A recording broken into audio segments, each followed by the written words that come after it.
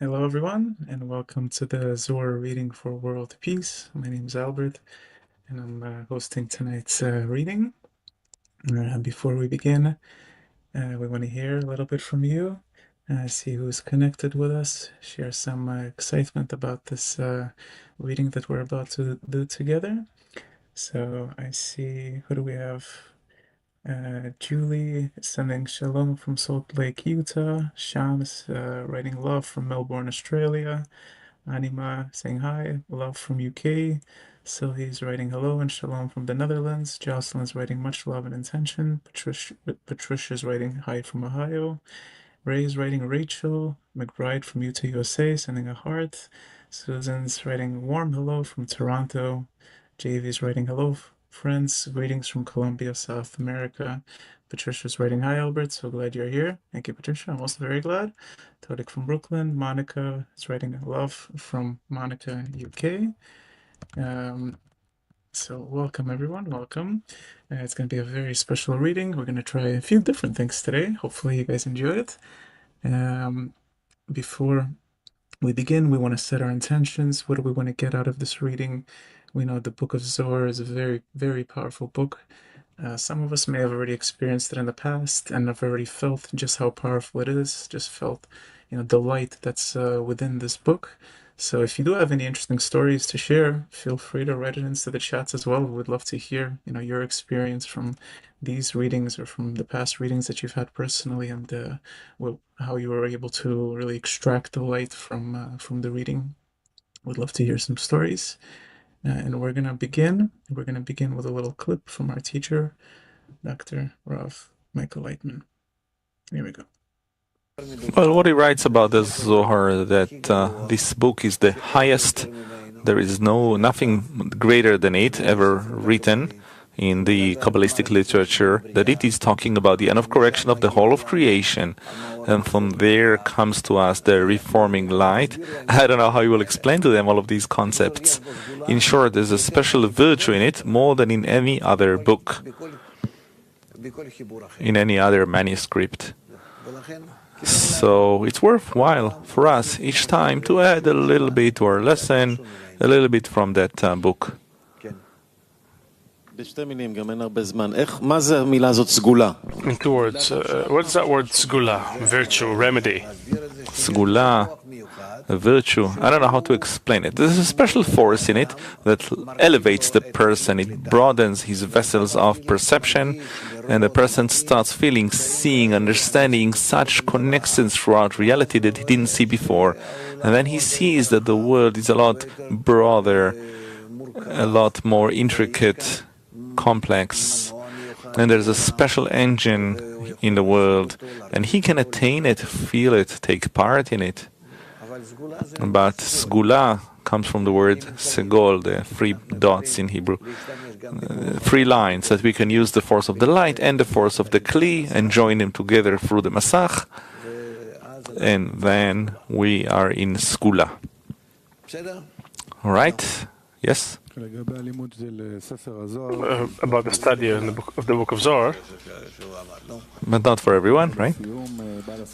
So just to conclude, Baal Sulam in Messiah's shofar, and who but me knows that I am not worthy at all, even to be a messenger and the author of the revelation of such secrets. And there's no need to say one that can understand them to the root. And why did the Creator do it this way?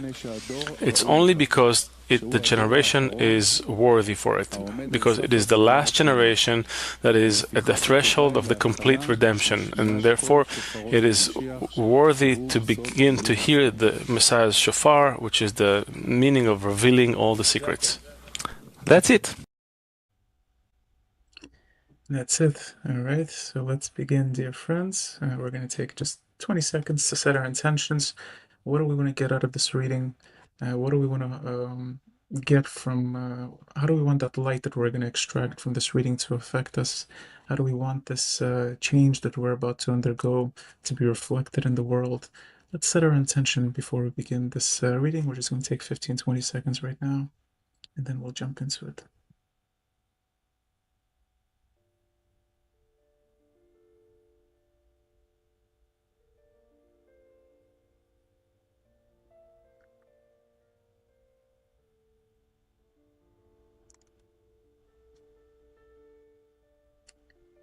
Today we're going to be reading the introduction to the Book of Zohar. This is essentially the most powerful part of the Book of Zohar. It's like it contains all of everything that's within the Book of Zohar. It's almost like the summation or the peak, this maybe the cherry on top, however you put it. But it is really the most powerful part of the Book of Zohar, and it's the introduction. And we're going to start from the very first article, the rose.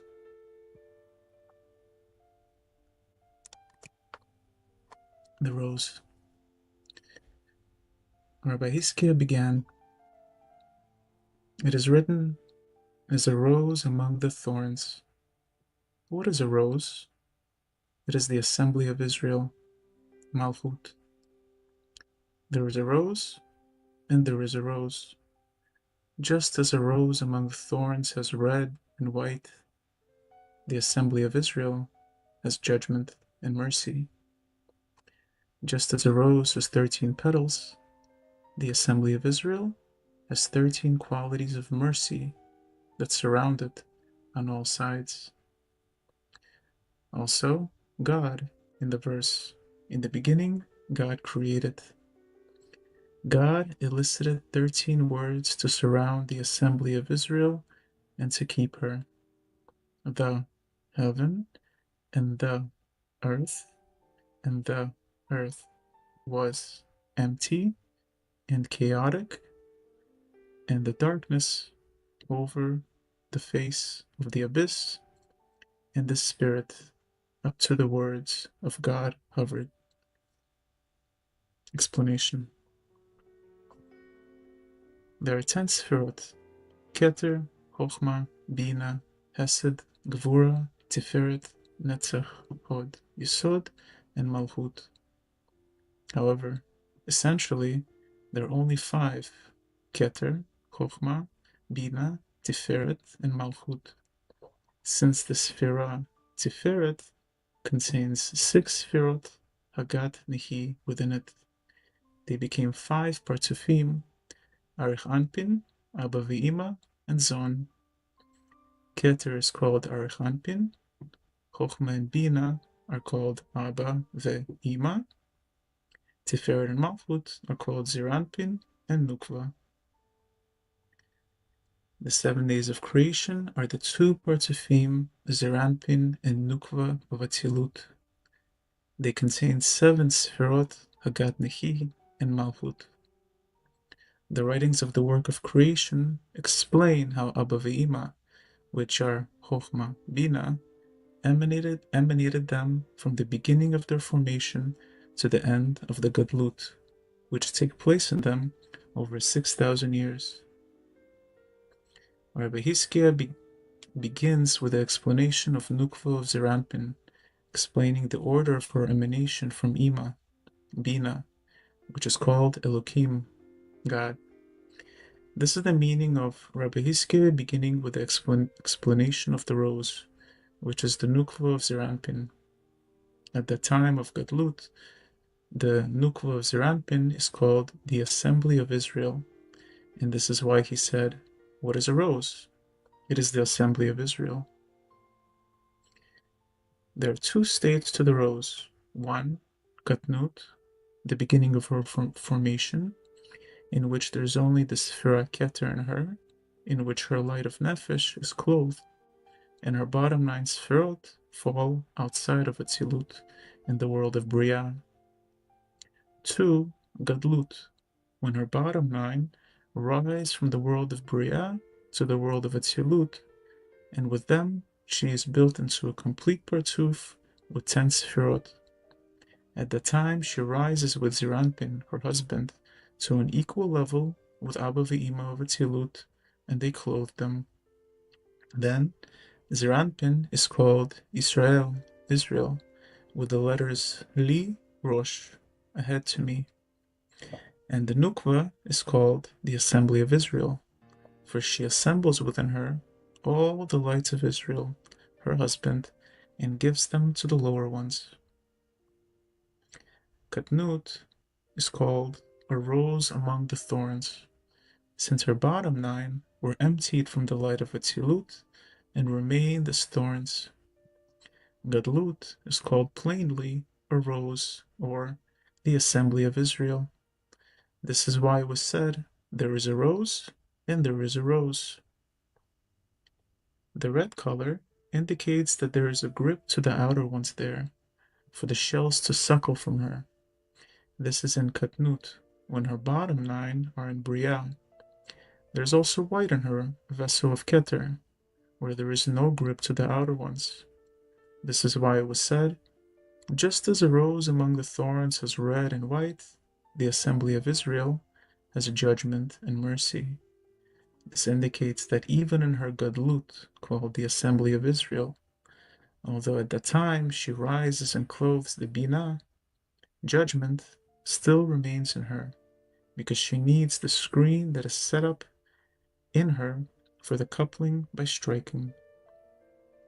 Because of the judgment in the screen, it strikes the upper light and reflects it back. By this, it raises 10 sefirot of reflected light, which is called the light of judgment. Within them, it draws 10 sefirot of direct light, called light of mercy. Hence, there are judgment and mercy in the assembly of Israel as well, corresponding to the red and white that the rose among the thorns has. This is the sea that Solomon made, which stands on 12 oxen. For her bottom 9 that fell into Briah have been established there in 12 oxen. And the point of Keter that remained in Atzilut is the sea that stands atop them. Altogether, they're called the 13 petals of the rose.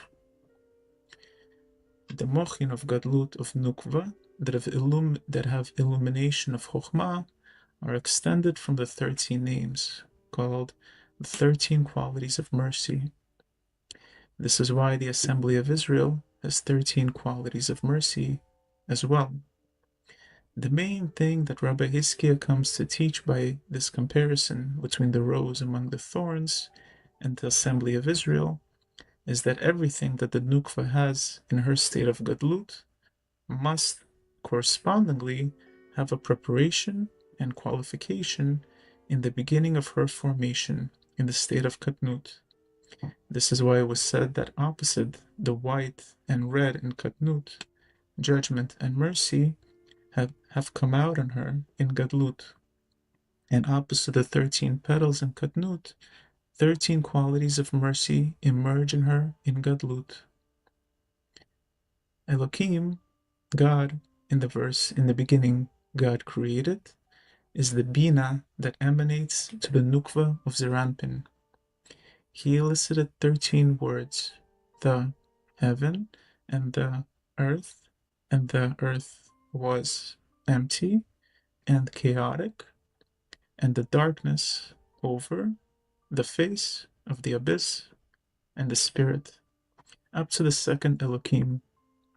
These 13 words imply the same 13 petals of the rose among the thorns, the sea that stands over the 12 oxen, which are preparation and qualification for the assembly of Israel to receive the 13 qualities of mercy, to surround the assembly of Israel and to keep her, since the 13 qualities of mercy, the complete mochin of Nukva, are regarded as surrounding and illuminating her on all sides from all around.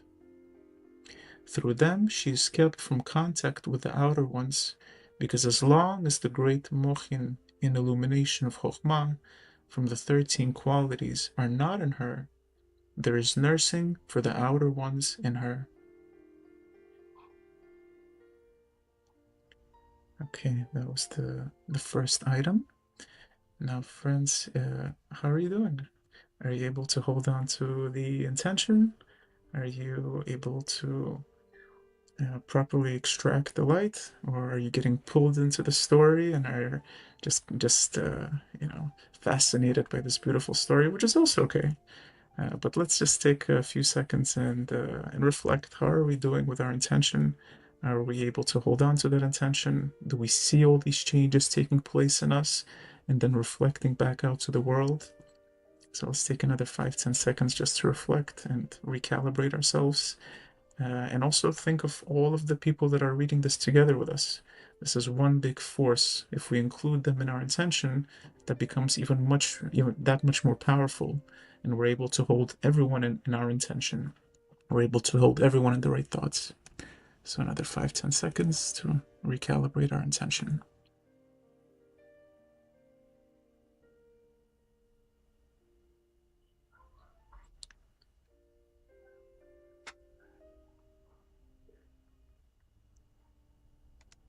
Two. Afterwards, the name Elohim is mentioned another time. As it is written, of God hovers, to elicit 5 hard leaves that surround the rose. These 5 leaves are called salvations, and they are 5 gates.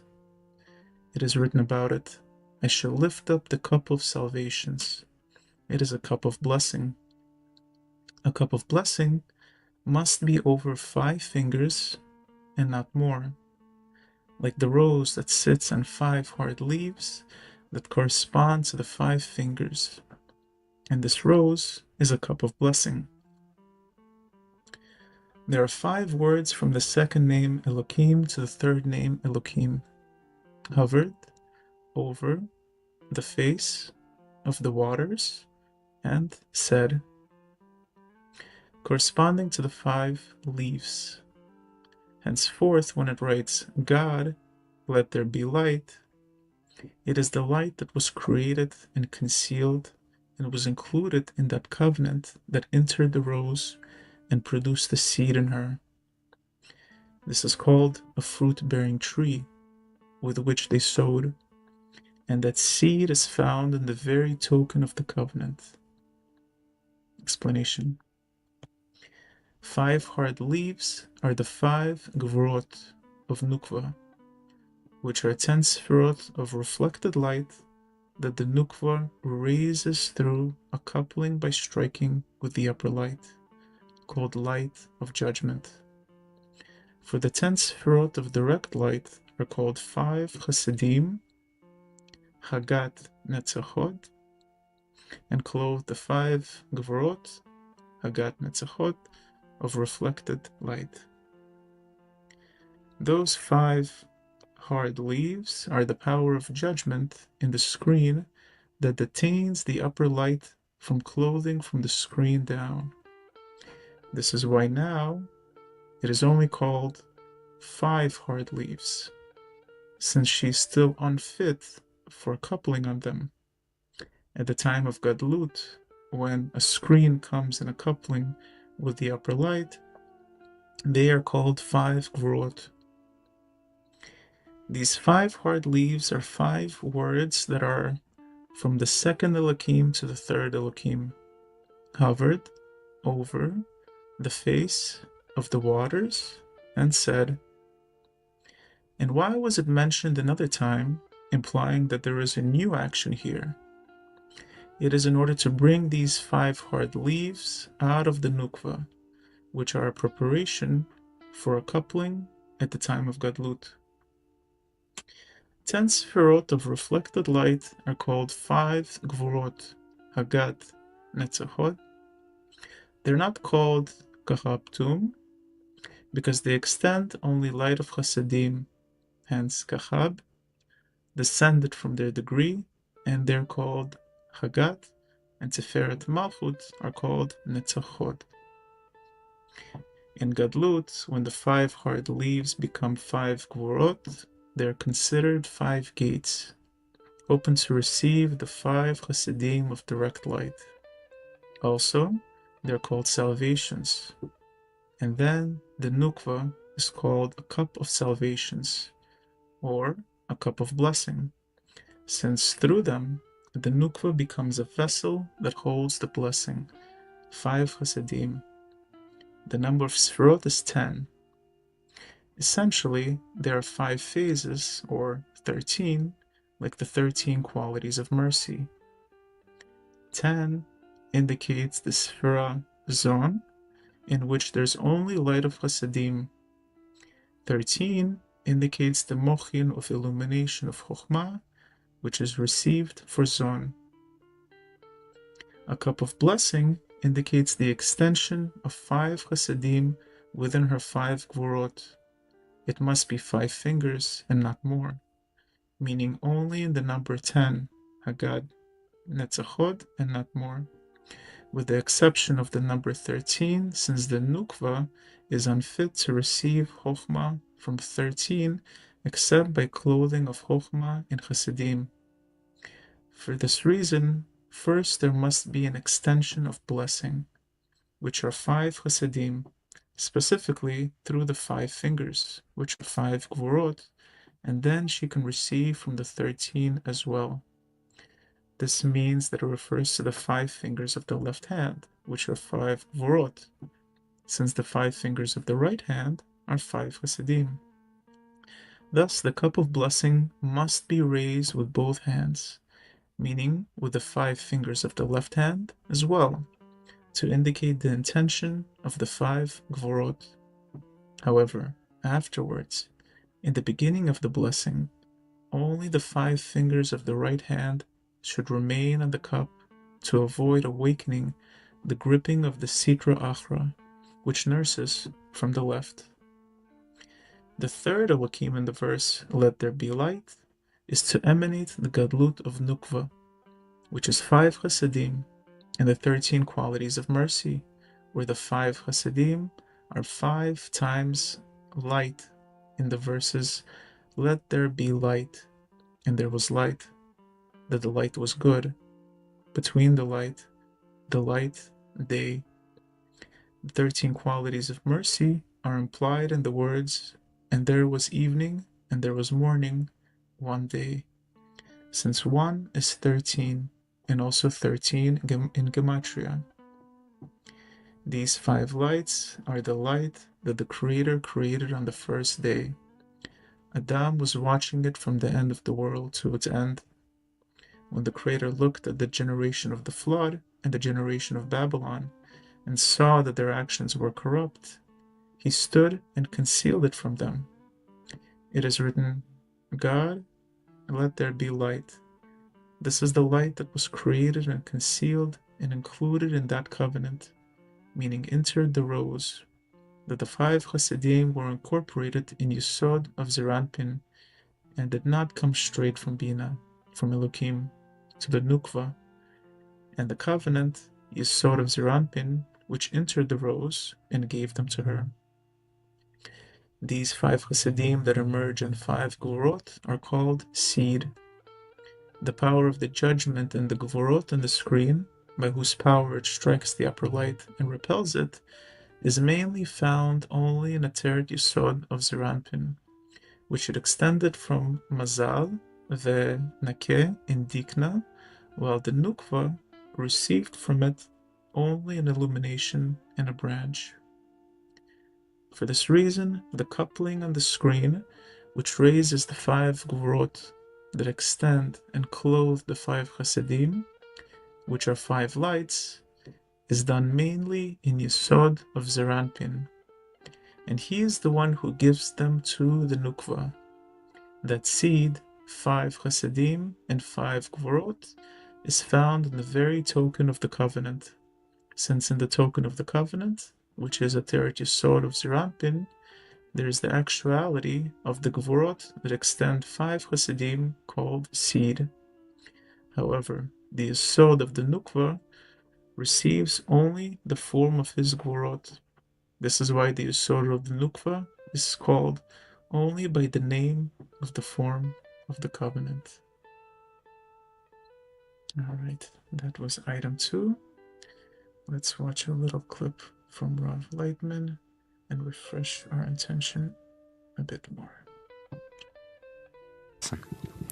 Rav, in truth, we cannot understand from the books of the Kabbalists anything if we're not on their degree, their height, since we need to be on the same level of attainment. But if we try to be in some sort of attainment, then accordingly we may receive according to our stature, to our craving, we can receive some of the reforming light, at least a little bit from that light which exists in these souls which attained and wrote this. We can receive from them some little illumination, and this illumination will sanctify us, purify us, correct us, bring us to some attainments and the understanding of the Book of Zohar. So let's attempt it, please. So let's attempt it. Let's not forget our intention. Everything we get from this reading is according to our intention. So again, let's just take 10 seconds and recalibrate ourselves. What do we want to get from this? Are we able to hold on to the intention? Are we able to see these changes within us, to draw the light, and really have a demand for the light to make changes within us? Let's take another few seconds to recalibrate ourselves.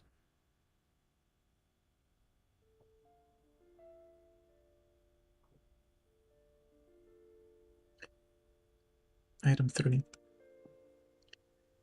As the form of the covenant was sown in 42 couplings from the seed, the engraved and explicit name was sown in the 42 letters of the work of creation. Explanation. The name 42 letters is simple Havaya. Havaya with a filling. Havaya with a filling of filling, in which there are 42 letters. That seed, which is found in the token of the covenant, which are 5 Hasidim and 5 Gvorot, extends from the name 42. Therefore, as the form of the covenant, Yesod of Nukva, was sown in 42 couplings from the seed of the token of the covenant, the engraved and explicit name was sown in 42 letters of the work of creation. There are 2 phases in Nukva. 1. The construction of her Partzuf, which was built by Bina, and 2. Her copulation with Zeranpin, which is called the coupling. As the form of the covenant, Yesod of Nukva was sown in 42 couplings. From that seed of the token of the covenant, where the difference is in the coupling, so you deduce in the order of the emanation of the construction of the Nukva, called the work of creation, through the Bina, who was in the name 42 as well.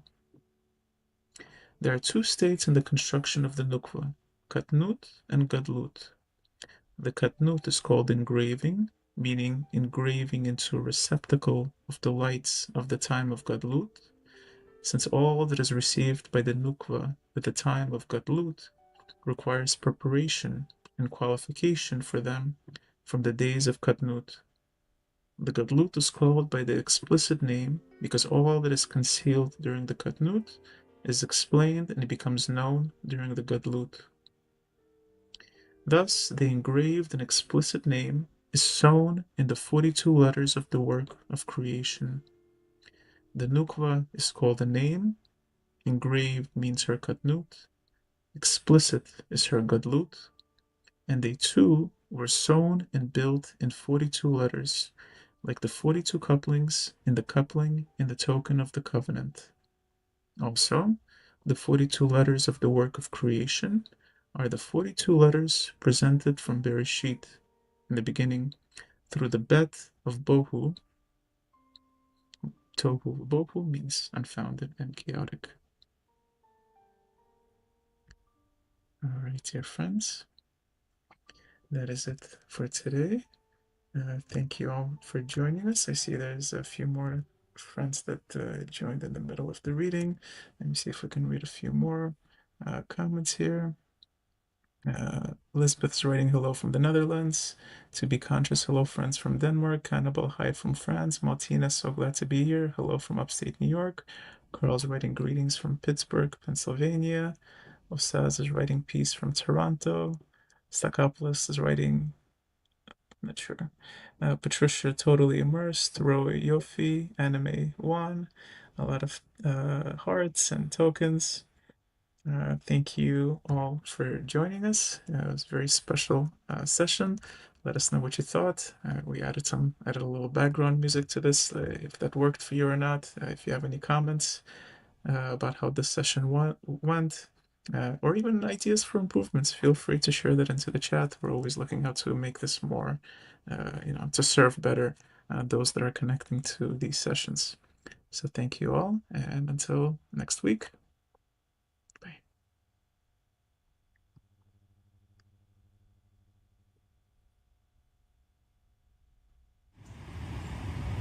Bye.